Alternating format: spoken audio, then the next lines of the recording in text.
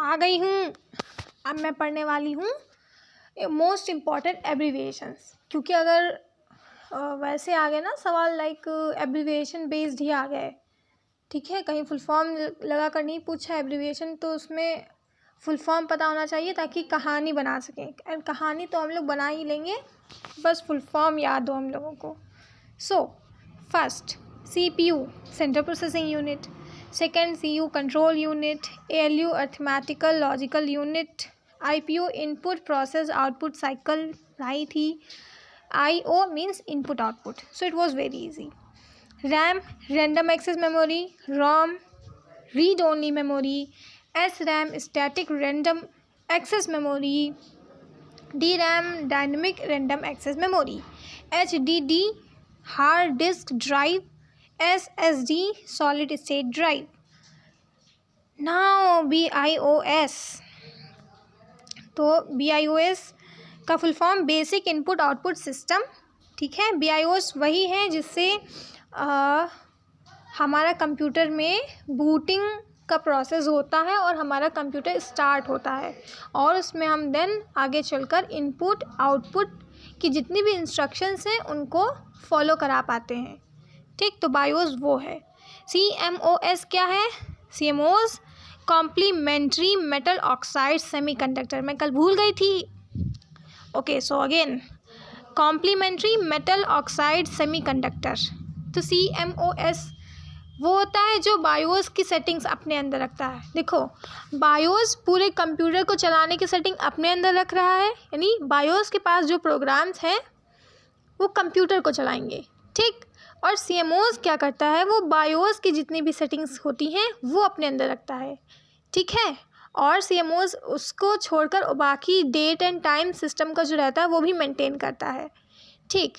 तो BIOS system को start करने की सारी कॉन्फ़िगरेशन अपने अंदर रखता है, CMOS बायोस की सारी कॉन्फ़िगरेशन अपने अंदर रखता है, ठीक है। और CMOS को पावर कैसे मिलती है ये सब करने के लिए, तो उसके बगल में एक छोटी सी बैटरी लगी होती है जिसको हम कहते हैं CMOS बैटरी, ठीक है। इसीलिए वो सेल्फ पावर्ड रहता है, यानी उसी बैटरी से उसको एनर्जी मिलती रहती है एंड वो काम करता रहता है, ठीक। Now it is power on self test. हाँ, ये CMOS से ही रिलेटेड है। CMOS जो है वो पोस्ट पे वर्क करता है, यानी पावर ऑन सेल्फ टेस्ट, यानी कि जैसे ही उसको बैटरी से पावर ऑन, जैसे हम कंप्यूटर का करते हैं पावर ऑन कर दिया, स्विच ऑन मीन्स, ठीक।